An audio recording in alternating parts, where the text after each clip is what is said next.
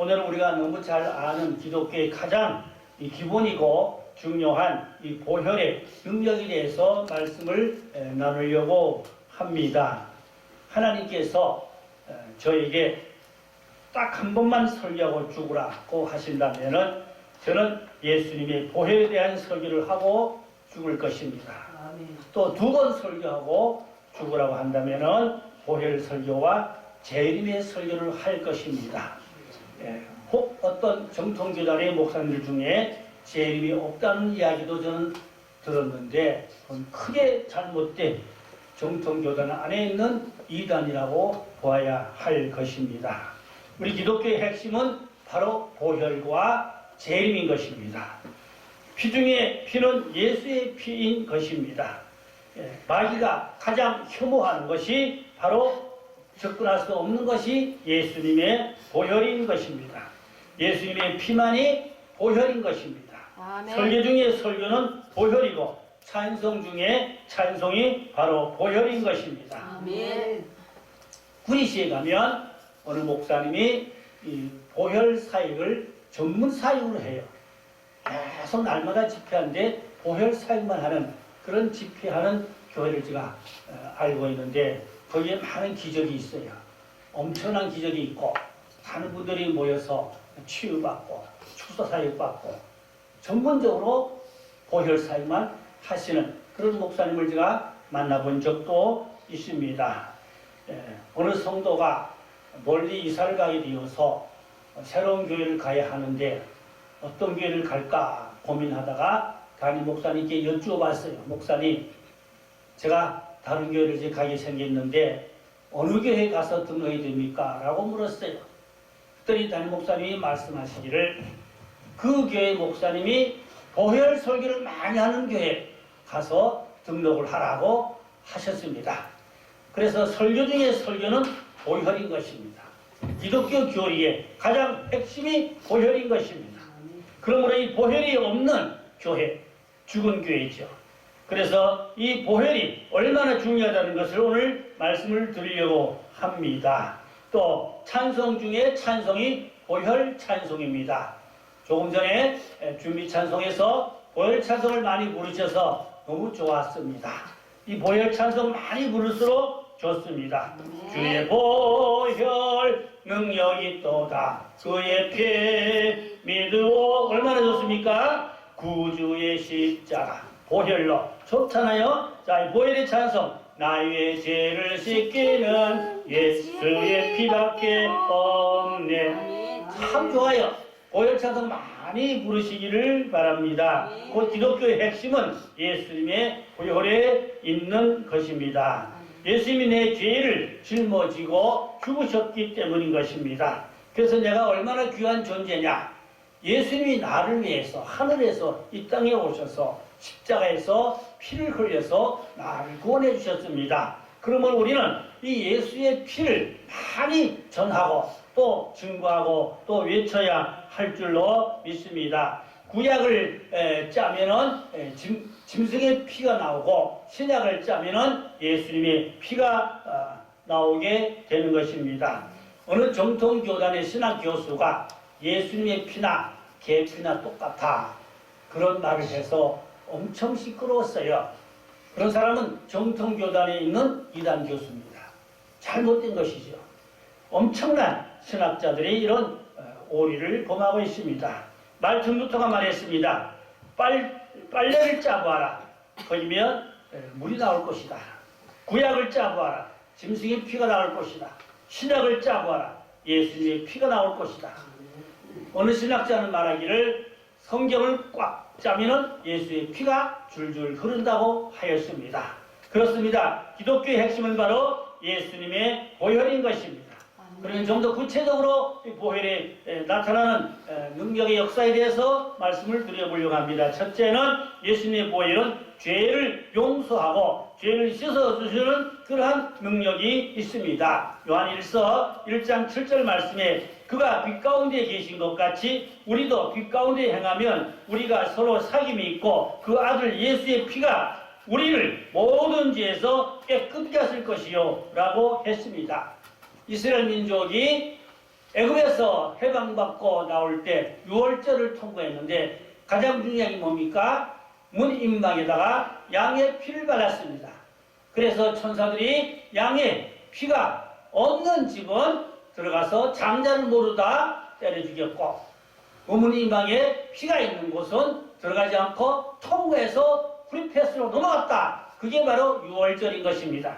그것은 바로 우리 마음 문설주에 예수의 피를 발라야 환난 날에 피해받지 않도록 구원받게 될 줄로 믿습니다. 아멘. 자, 요한복음 19장 34절 말씀에 그 중에 한 군인이 창으로 옆구리를 찌르니 곧 피와 물이 나오더라고 했습니다. 옆구리를 찔렀다는 것은 바로 심장을 찔렀다는 것입니다. 그 예수는 심장에 창을 찔리셔서 피를 아낌없이 다 흘리셨다는 것입니다. 구약에서 제물을 잡을 때 피를 모두 다 제거해야 제물로 드려지게 되는 것입니다. 또 대제사장이 지성소에 들어갈 때는 반드시 피를 가지고 들어갑니다. 피 없이는 제사를 드릴 수가 없지요. 그럼 우리는 예배 때마다 예수의 피로 하나님 앞에 예배를 드려야 죄 사함을 받는 은총을 잊게 되는 줄로 믿습니다. 우리의 죄를 위하여 피 한 방울도 남기지 않고 다 흘려주신 구세주 예수님의 피가 우리를 씻어 주시는 능력이 있습니다. 십자가는 죄의 용서의 능력이 있는 것입니다. 영원한 생명을 보장하는 것이 바로 십자가 예수님의 보혈인 것입니다. 그럼 우리의 가정에나 교회나 또 십자가를 세워놓고 예수의 피를 많이 외치면 피의 능력이 나타나게 되는 것입니다. 아멘. 강화도에 가면 인산감리교회가 있어요. 이 교회는 제 친구 한찬희 목사님이 개척해서 목회하시던 교회인데 어떤 일이 있었냐니까 1999년 5월 21일부터 1년 3개월 동안 교회 마당에 아스팔트 주차장인데 밤마다 십자가가 나타나는 거예요. 땅바닥에. 그래서 역학조사도 하고 여러모로 전문가들이 와서 다 조사해도 미스터리다. 답을 찾을 수가 없었어요. 지질학자들까지 와서 과학적으로 설명되지 않는 미스터리라고 했습니다. 그런데 그 교회가 작정 기도를 많이 했어요. 엄청난 기도를 했어요. 그런데 밤마다 마당에 땅바닥에 십자가가 밤에 환하게 나타나는 겁니다. 그 교회 가면 그 찍어놓은 사진들이 많이 교회에 붙여놓았습니다. 전국에서 그것을 보려고 많은 분들이 모여들기도 하고 그랬습니다. 자, SBS에서 와서 촬영도 하고 엄청난 일들이 있었습니다. 교회사 교수인 이석주 교수가 와서 보고만 했습니다. 이곳은 강화도의 중심지입니다. 강화도를 하나님이 지키시는 증거이고 강화도를 십자가로 덮으라는 하나님의 명령이라고 했습니다. 십자가는 신비인 것입니다. 그러면 우리 기독교의 가장 중요한 십자가 보혈의 능력을 우리 날마다 외쳐야 할 줄로 믿습니다. 두 번째는 그리스도의 보혈은 우리에게 기도의 능력을 주는 피가 되는 것입니다. 기도를 많이 하면 하나님은 커 보이고 문제는 찻잔같이 작아 보입니다. 반대로 기도하지 않으면 하나님은 찻잔같이 작아 보이고 문제가 커 보이는 것입니다. 기도를 예수의 피로 기도를 많이 올리시면 반드시 어떤 어려움도 물러가고 마귀도 물러가고 어떤 시련도 역경도 물러가고 이기는 역사, 승리의 역사가 있게 되는데 인간의 힘이 아니라 예수 그리스도의 보혈의 능력인 줄로 믿습니다. 우리는 늘 기도의 사람이 되어야 하는데 예수의 피로 기도를 드리는 것입니다. 예수의 피공로로 기도할 때 그 피의 능력으로 우리를 깨끗게 하고 또 우리를 구원하는 역사가 있게 되는 것입니다. 어느 개척교회 목사님이 딸인데 신학교에 다닙니다. 첼로로 음악부에서 늘 남의 악기를 빌려서 연습을 하고 그랬습니다. 이 딸이 하나님 나 첼로 하나 주세요 라고 기도했어요. 개척교회라 목사님이 돈이 없어서 악기를 사줄 수가 없었습니다. 그런데 이 딸이 콩쿨대에 나가서 1등을 하였어요. 근데 상금이 주어졌는데 첼로가 상금으로 주어졌습니다. 이 첼로가 얼마나 값진 것이냐? 50억짜리 첼로였습니다. 할렐루야. 그래서 그 50억짜리 첼로 악기를 상으로 받아가지고 콘서트를 열었어요. 콘서트를 열었는데 무엇을 찬양했냐? 주님의 높고 위대하심을 내 영혼이 찬양하네. 50억짜리 첼로로 하나님을 찬양했어요. 콘서트에서. 그러니까 관중들이 모두 다 박수로 하나님께 영광을 돌렸습니다. 우리가 하나님께 이렇게 영광 돌리면 하나님이 우리의 기도를 기쁘게 들으실 줄로 믿습니다. 그렇습니다. 예수님이 겟세마네 동산에서 기도의 피를 흘렸습니다. 이 피로 말미암아 능력 있는 기도로 산을 옮길 수가 있습니다. 산이라는 것은 큰 어려운 문제를 말합니다. 우리가 기도하면 산 같은 문제도 해결되고 다 이제 정리가 되는 능력이 있습니다. 이것은 예수님의 십자가의 보혈의 능력인 것입니다. 세 번째는 예수님의 보혈은 저주를 씻어주는 능력이 있습니다. 예수님은 가시밀간을 쓰시고 피를 흘리셨는데 이 가시는 저주를 의미합니다. 아담이 범죄하고 에덴에서 쫓겨났는데 땅이 저주를 받아서 가시와 엉겅기가 났다고 했습니다. 그러므로 이 가시는 저주를 의미합니다. 예수님이 머리에다가 가시관을 쓰신 것은 우리의 죄와 저주를 다 예수님이 담당하셨다는 것입니다. 그러므로 우리는 예수의 십자가 발 앞에 우리의 모든 죄를 내려놓고 기도하면 예수님이 우리의 모든 죄와 저주를 다 해결해 주시는 줄로 믿습니다. 자, 예수님이 십자가의 피는 죄만 씻는 것이 아니라 기도의 능력을 부어 주십니다. 그래서 저주도 씻어 주십니다. 예수님은 이제 복음이 전파되는 곳마다 저주가 다 씻겨지게 되는 것입니다. 아프리카의 어느 의료 선교사 부인이 알지 못하는 병명으로 몸이 자꾸 쇠약해져서 아프리카에서 고쳐지지 못해서 미국의 본국에 돌아갔습니다. 본국에 들어가서 인류대학병원에 가서 진단하고 치료를 해도 해결이 안 됩니다. 병명이 나오지 않습니다. 그래서 어차피 죽을 바에는 선교지에 다시 돌아가서 죽겠다. 그리고 아프리카로 돌아갔어요. 그런데 영적으로 깊은 신령한 기도하는 분을 만났어요.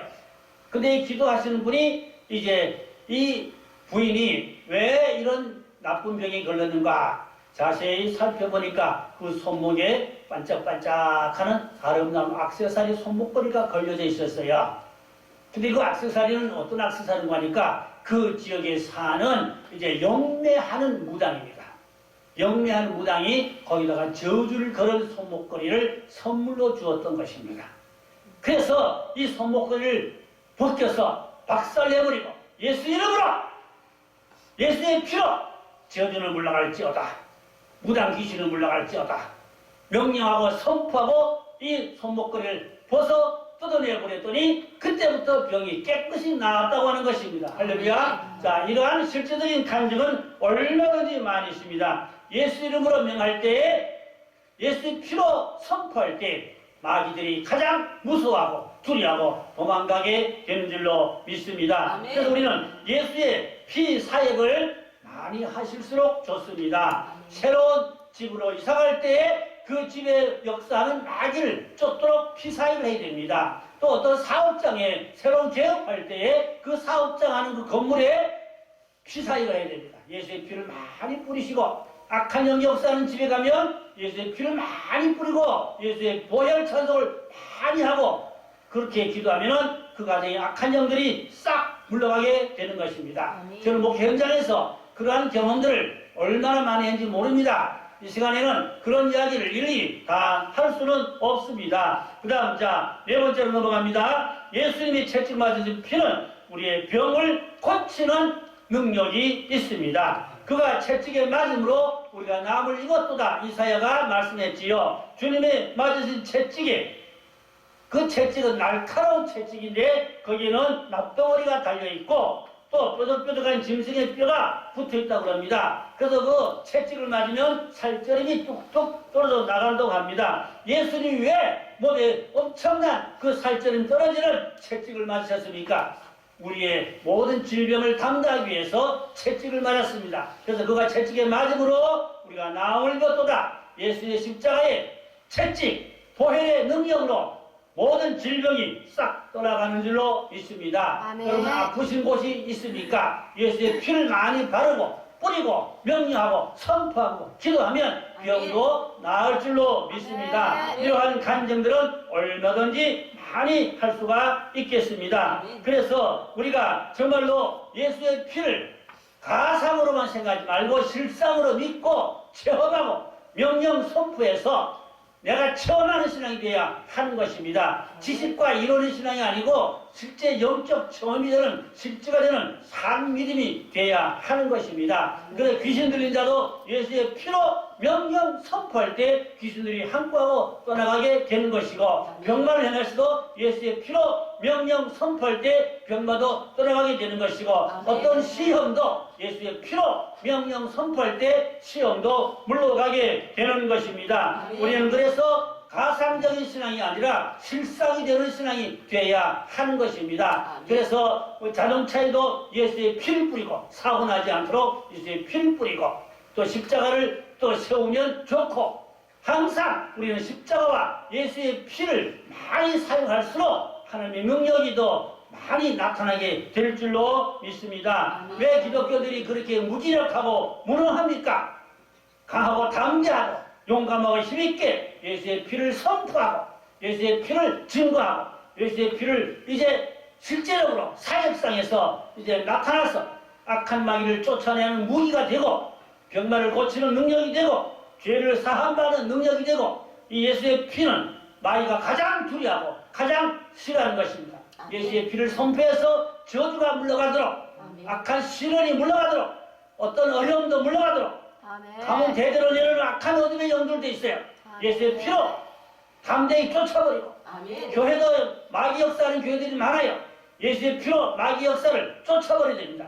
예수의 피를 많이 선포해서 예수의 피가 실제적으로 양날 가진 검이 되어서 마귀의 심장부를 찔러 쪼개고 우리는 승리의 대성가를 부를 수 있는 그러한 주의 종들이 되셔야 할 줄로 믿습니다. 이 얼마나 값진 예수의 피인지 몰라요. 우리는 예수의 피가 정말로 내게 생명이 되고 능력이 되고 구원이 되고 축복이 되기를 주의 이름으로 축원합니다. 그래서 이 보혈은 첫째 죄를 씻는 능력이 있고 두 번째는 기도의 능력이 있게 되고 세 번째는 저주를 씻어주는 능력이 있고 네 번째는 병을 고쳐주는 능력이 있습니다. 보혈의 능력으로 구원받고 보혈의 능력으로 고침받고 보혈의 능력으로 승리하시기를 주님의 이름으로 축원합니다. 기도하겠습니다. 할렐루야. 아버지 하나님, 우리의 죄를 대신하여 예수님은 십자가를 지시고 채찍을 맞으시고 가시관을 찌시고 옆구리에 창을 찌르시고 피를 아낌없이 다 흘리셔서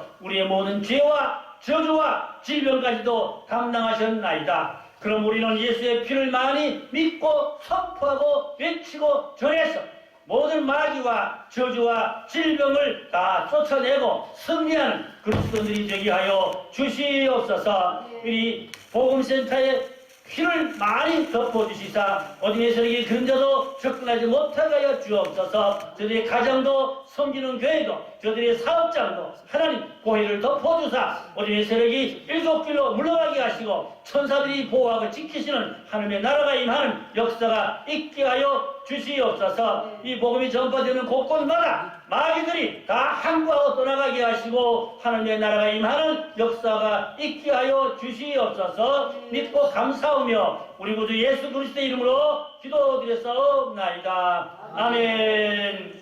할렐루야.